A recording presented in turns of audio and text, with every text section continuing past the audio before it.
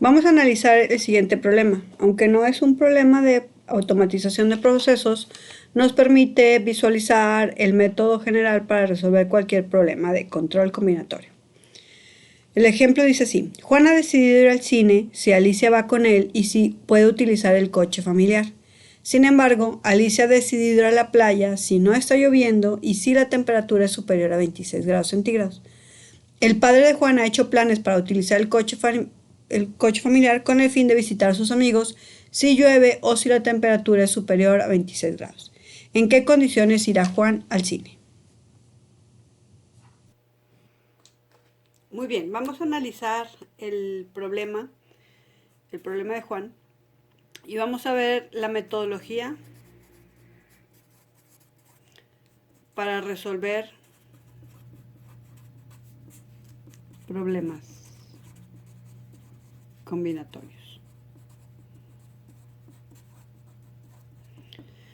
El primer paso siempre es encontrar las variables independientes, ¿sí? Las variables independientes son las variables que nos dan información de nuestro proceso. Eso quiere decir que nos indican el estado de nuestras variables. Por ejemplo, todos los sensores de temperatura, presión, nivel, flujo, etcétera, son variables independientes. Adicionalmente, también todos los botones que nosotros tengamos en nuestro proceso, en nuestro sistema, son variables independientes. Las variables dependientes son las acciones que nosotros vamos a realizar y que dependen de nuestras variables independientes. ¿Ok? Por ejemplo, prender una bomba, abrir una válvula, activar una sirena, prender una luz, etc. ¿Ok? Entonces, en este problema, las variables independientes vendrían siendo la temperatura y la lluvia, ¿sí? Que son variables que nosotros no podemos modificar y solamente nos dan información de cómo está nuestro sistema, ¿ok? Y las variables dependientes son las variables que dependen de estos dos aspectos, temperatura y lluvia, que en este caso sería Alicia, el papá de Alicia, el papá de Juan y Juan, ¿ok? El segundo paso es codificar estas variables. ¿Qué significa codificar? Asignarles el valor de 0 y 1. Todas nuestras variables, como son lógicas, son binarias, solamente tienen dos variables. En todo lo que va de control lógico, nuestras variables solamente tienen dos valores, 0 y 1. Y entonces nosotros tenemos que identificar y que definir qué significa temperatura 1, por ejemplo. Temperatura 1 significa que la temperatura es mayor de 26 grados. Y 0, que la temperatura es menor o igual. Y luego lluvia, pues que sí llueve. Lluvia igual a 1 significa que sí llueve. Y lluvia igual a 0, que no llueve. ¿Ok? Y Alicia, el papá y Juan también son variables binarias. Quiere decir que solamente tienen dos valores, 1 y 0. Entonces, Alicia es 1. Cuando Alicia es 1, significa que va a la playa. Cuando Alicia vale 0, significa que no va a la playa.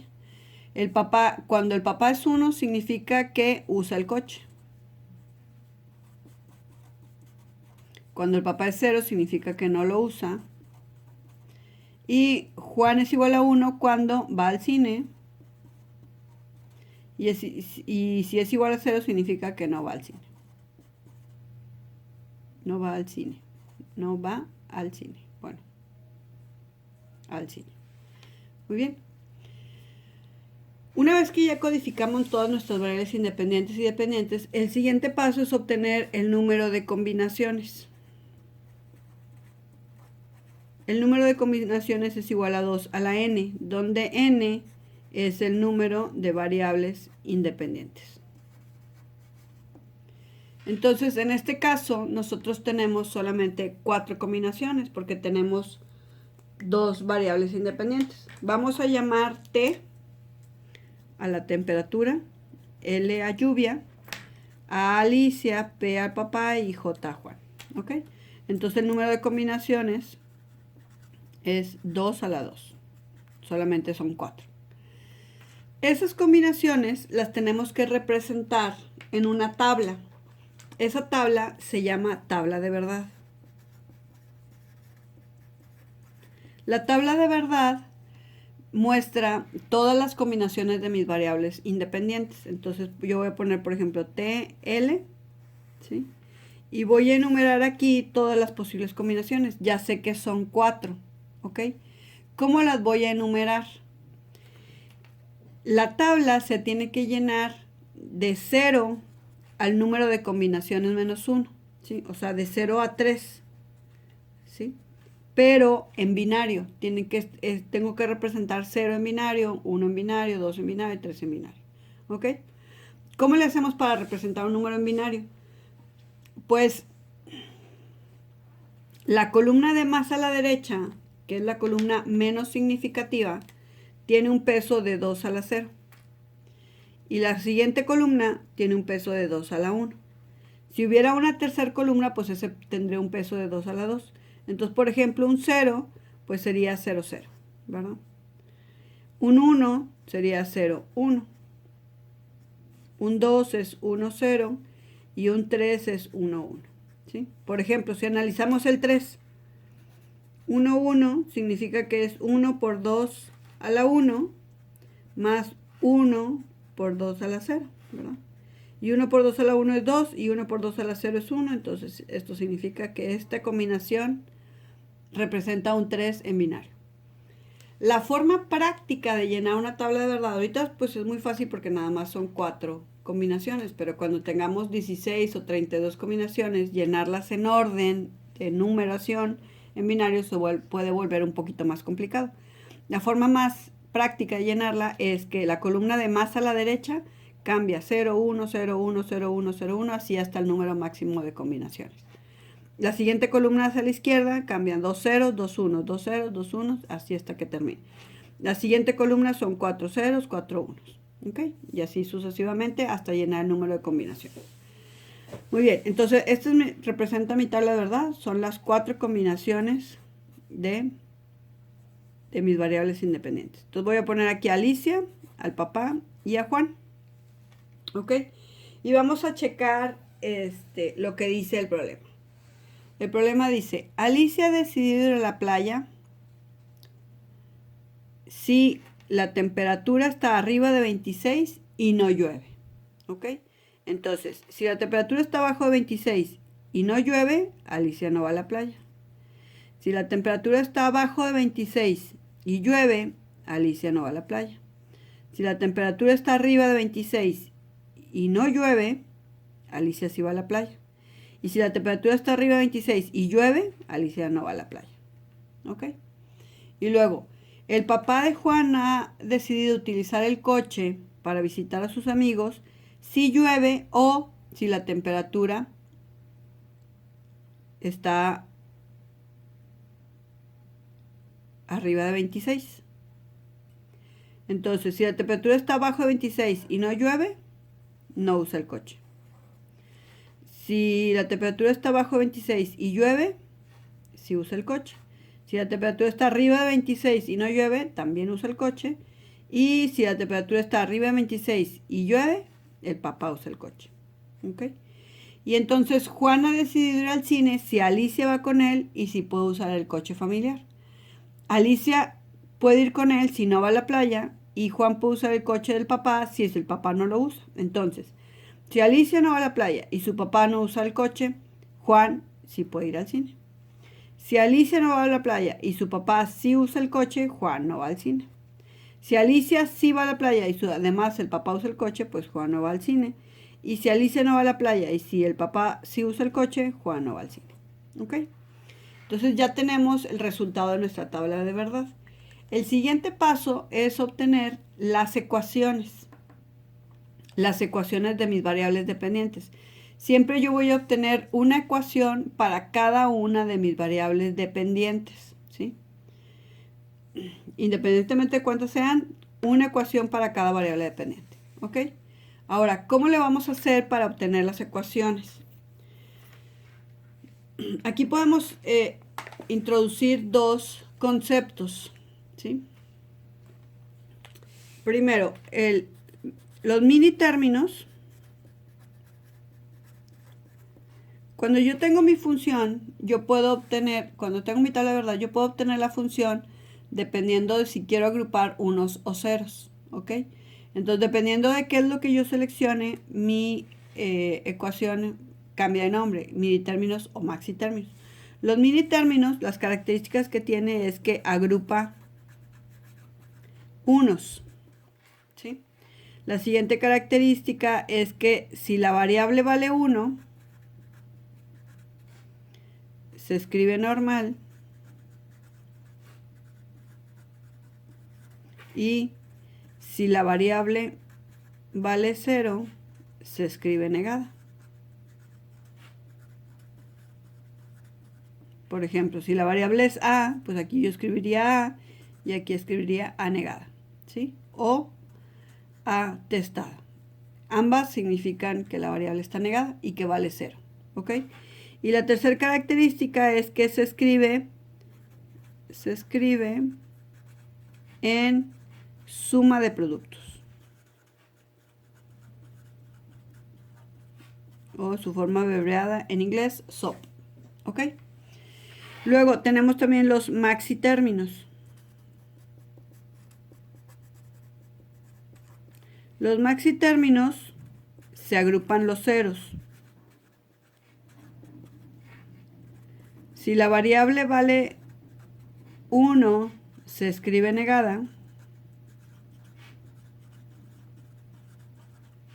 Por ejemplo, anegada. Si la variable vale 0, se escribe normal. Por ejemplo, a. Y se escribe la función en producto de sumas, que es POS. ¿Ok? Entonces, en base a esto vamos a obtener las funciones para Alicia, el papá y Juan. Vamos a obtener las tres de las dos formas, en mini términos y maxi términos, para poder identificar cuál es la diferencia. Entonces, por ejemplo, en mini términos,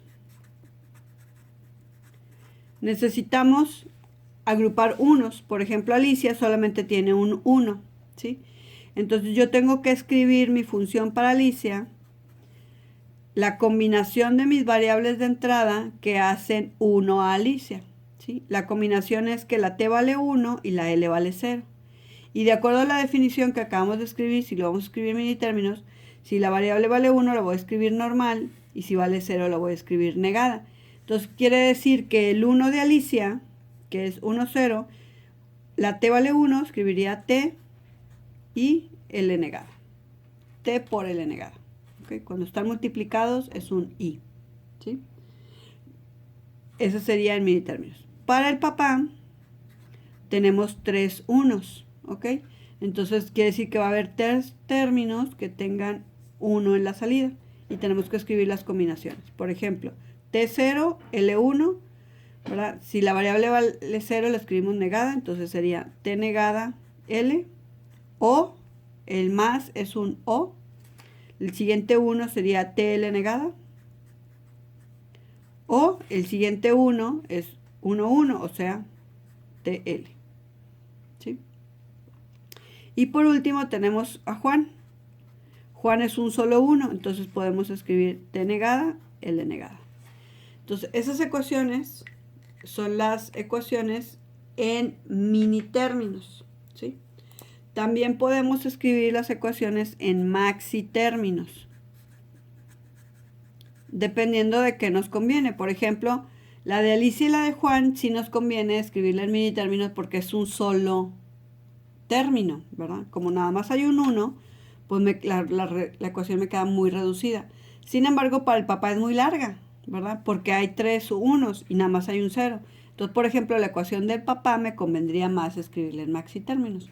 Yo puedo decidir si la escribo en mini términos o la escribo en maxi términos, a menos que me pidan una en específico, ¿ok?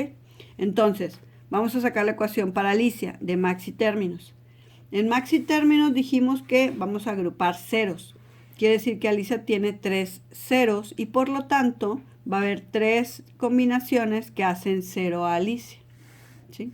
3 combinaciones que hacen 0 a Alicia. ¿Ok?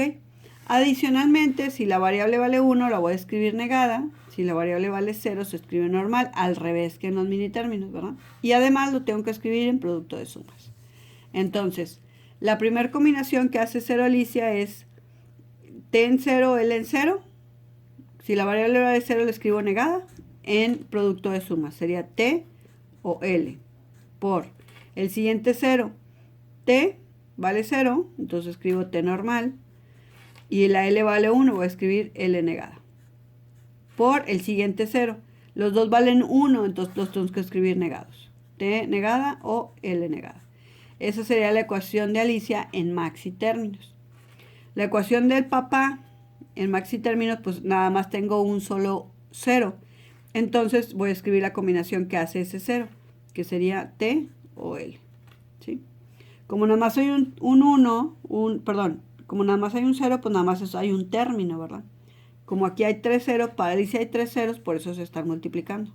Y está, si se fijan, en producto de sumas. Y para Juan también hay 3 ceros.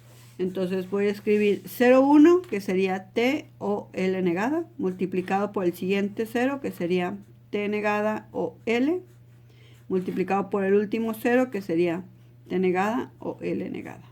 ¿Sí? Estas ecuaciones son equivalentes. ¿Sí?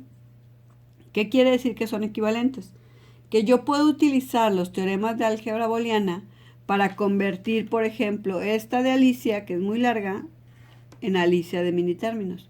O esta de papá, que es muy larga, a la de papá en maxi términos, ¿verdad? Son equivalentes. Yo puedo aplicar los teoremas de álgebra booleana para reducir y comprobar que son exactamente lo mismo. ¿Sí? Muy bien. Entonces vamos a reducirlas para que nos queden las 3 ecuaciones completamente reducidas, y para eso pues vamos a agarrar las ecuaciones más largas, ¿sí? Por ejemplo, voy a agarrar la de Alicia en maxi términos. Entonces me va a quedar reduciendo. Alicia es igual a T o L por T o L negada por T negada o L negada. ¿Ok? Muy bien. Entonces, para poder reducirlo, necesitamos verificar los teoremas de álgebra booleana, ¿sí? Y poder ver cuál teorema es el que podemos aplicar. Entonces aquí, estos son los teoremas. Vamos a aplicar el teorema 11b. El teorema 11b nos dice que yo tengo una A más B por A más B negada. Y eso es, la B se elimina y solamente me queda A. Entonces el teorema 11b, ¿verdad? ¿En cuáles términos? Pues en este, ¿verdad? Si se fijan, este es mi A más B por A más B negada. Entonces, ¿qué se queda de estos dos? De acuerdo al teorema 11b, A. ¿Verdad? Entonces aquí me va a quedar A igual a T por T negada más L negada. ¿Ok? Ahora vamos a multiplicar. Este por este y este por este me va a quedar T por T negada más T por L negada. ¿Ok? Y ahí vamos a volver a aplicar otro teorema. El teorema que vamos a aplicar es el 4b. El teorema 4b dice que A por A negada es 0. ¿Ok? Entonces el teorema 4b me dice que este término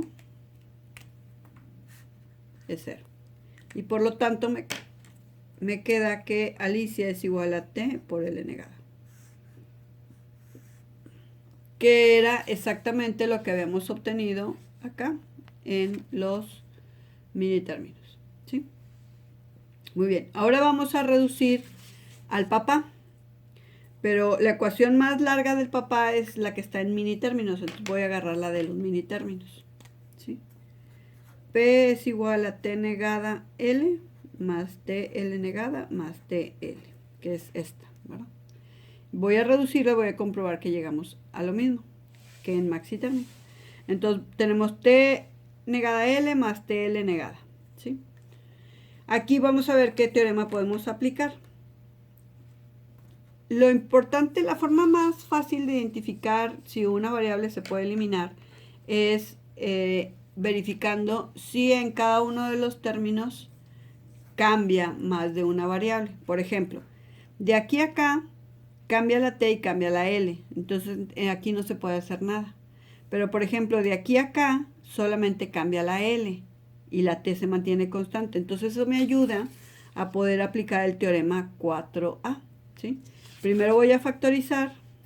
Me va a quedar T negada L más, saco la T de factor común y me va a quedar L más L negada más L, ¿verdad? Aplico el teorema 4A, que A más A negada es 1, y esto significa que todo esto es 1, y entonces me va a quedar T negada L más T, ¿sí? Este fue el teorema 4A. Y aquí voy a aplicar el teorema 12. Si se fijan, el teorema 12 dice, yo tengo una variable A más A negada multiplicada por B, ¿sí? Entonces, se queda la variable que está solita más la otra. Se elimina la que está negada. Este teorema aplica así, o que la negada esté fuera. O sea, yo puedo tener A negada más AB, eso va a ser igual a A negada, que es la que está solita, más B. ¿Ok? Entonces, aplicando el teorema 12A, se queda la variable que está solita, que es la T, más la otra. Se elimina la negada. Y entonces llegamos exactamente a la misma ecuación que habíamos obtenido para el papá en maxi términos, ¿sí? La última, la ecuación de Juan. Vamos a reducir la ecuación de Juan de maxi términos, que es esta que está aquí, ¿sí? Entonces nos quedaría que Juan es igual a T o L negada por T negada o L por T negada o L negada. ¿Ok? Entonces, aquí hay que verificar cuál vamos a aplicar el mismo teorema, el 11b que aplicamos acá arriba, ¿sí? Sin embargo, hay que ver en cuáles términos podemos aplicarlos. La forma en que como podemos verificar eso es que entre un término y el otro solamente cambie una variable de valor. Entonces, por ejemplo, de aquí la T cambia a T negada y la L negada cambia a L. Entonces, estos dos no se pueden agrupar. Pero podemos agrupar estos dos, ¿sí? Entonces, agrupando esos dos, tienen en común la T negada. Entonces, voy a aplicar el teorema 11b. Entonces, me va a quedar T más L negada por el teorema 11b dice, yo tengo una A más B por A más B negada. ¿Ok? Entonces la A se mantiene y la B y B negada se eliminan y me queda únicamente A. Entonces aquí es lo mismo. Yo tengo una T negada y tengo la L y L negada. Perdón, aquí tengo una T negada, que es la que se mantiene. Y esto multiplicado por una L negada, esa es la que se va a eliminar. Y solamente me va a quedar T negada. Si multiplico, pues me va a quedar T negada más T negada, L negada. Y ahí volvemos a aplicar el mismo teorema de arriba, el teorema 4b, donde esto se hace 0. Y me queda que Juan es igual a T negada, L negada. ¿Ok? Ya tenemos las funciones mínimas. Y ahora vamos a implementarlas, ¿sí? Es el último paso. Una vez que tenemos la tabla de verdad, ¿verdad? Que de la tabla de verdad el siguiente paso es obtener las ecuaciones en mini términos o en maxim términos. No es necesario sacar todas, pero la que más nos convenga. Una vez que ya las tenemos, hay que reducirlas, ¿verdad? Y al reducirlas llegamos a las funciones mínimas. Esas funciones mínimas son las que vamos a implementar, que es el último paso, ¿ok? Para hacer el diagrama de implementación, entonces necesitamos identificar los símbolos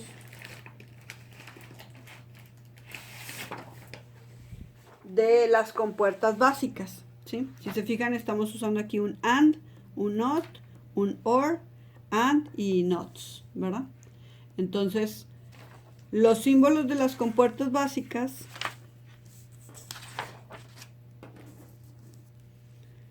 un AND se representa como esa función A y B, ¿verdad? El AND significa multiplicación, ¿sí? Entonces aquí entra A, entra B y sale F. Y ese es el símbolo del AND. El código de un circuito integrado del AND es el 7408, perdón. Luego tenemos el OR. El OR, pues yo tengo A, B y el símbolo es así.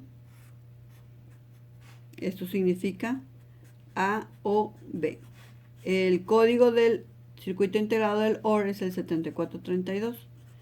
Y el último es el NOT. El NOT es nada más de esta manera. Este es A, sale F, que es F igual a negada. Y el código el 7404. ¿Ok? Entonces ya sabiendo el código, el símbolo más bien de cada función, ya podemos implementar las funciones. ¿Ok? Entonces la primera función que vamos a implementar es esta, la de Alicia. Nuestras variables independientes son T y L. Entonces voy a trazar una línea vertical, T y L. Y como necesitamos L negada, pues las voy a negar de una vez aquí. Voy a poner el NOT. Entonces por aquí sale L negada y también voy a poner un NOT para T. Por aquí sale T negada. Quiere decir que esta línea es T, esta es T negada, esta es L y esta L negada. ¿Ok? La primera función que vamos a implementar es esta, TL negada. Si se fijan, es L negada, es esta señal de aquí, y están en una operación de AND. Entonces los voy a meter en un AND. Voy a agarrar T, L negada, y lo voy a meter en un AND. Y por aquí sale Alicia. ¿Ok? La siguiente ecuación es T o T más L. El más representa un OR. ¿Sí? Entonces aquí van directo las variables, no están negadas. Voy a agarrar T o L y lo voy a meter en un OR, que es la operación que estaban realizando entre ellos. Entonces voy a poner un OR y esto es para el papá. Y para Juan es T negada, L negada. Y también están en operación, están multiplicados, entonces un AND. Entonces voy a agarrar T negada y L negada y la voy a meter en un AND. Y por aquí voy a salir Juan. ¿Ok? Lo último que falta es obtener el costo de implementación. ¿Sí? Cada circuito integrado pues es un chip, ¿no? Ahí en la presentación viene la foto, pero es más o menos así. Tiene 7 patitas de un lado y 7 patitas del otro, ¿sí? Y aquí arriba tiene el código de la operación que realiza, de la función que realiza. Por ejemplo, un 7408 significa que es un AND. Si yo este circuito integrado lo abro, pues podría representarlo así, con las 7 patitas de cada lado. Entonces, esta es la patita número 1, esta es la 7, esta es la 8 y esta es la 14. La 14 está reservada para el voltaje. Aquí se le va a conectar el voltaje, que son 5 volts. Si este, por ejemplo, bueno, y aquí se le va a conectar la tierra. La patita 7 es la tierra. Y aquí, por ejemplo, la patita 1, la terminal 1 y la 2 entran a un AND y la salida salen la 3. Y luego la 4 y la 5 entran en otro AND y salen la 6. Y luego la 13 y la 12 entran en un AND y salen la 10. Perdón, en la 11. Y la 10 y la 9 entran en un AND y salen la 8. Quiere decir que cada circuito integrado, que es este, tiene 4 compuertas, ¿sí? El AND tiene 4 compuertas, El OR también tiene 4 compuertas. Y el NAND también tiene 4 compuertas. ¿Sí? El único que tiene 6 compuertas por cada circuito integrado es el NOT. El NOT trae 6 compuertas. ¿Ok? Entonces el costo de implementación, si se fijan, yo necesito 2 NOT. Quiere decir que necesito un circuito integrado del 7404. Suponiendo que cuestan 20 pesos, pues me costaría 20 pesos. Un solo circuito integrado. Después necesito 2 AND. Eso significa 2 AND caben en un solo circuito. Necesito un solo circuito del 7408 y me cuesta otros 20 pesos. Y necesito un OR. Tengo un OR, quiere decir que necesito un solo circuito de integrado del 7432 y me cuestan otros 20 pesos. Quiere decir que el costo de implementación de esta función sería de 60 pesos. Lo cual es muchísimo para la función, que está muy simple. Muy bien. Más adelante veremos cómo convertir todas las compuertas a compuertas NAND para reducir el costo de implementación.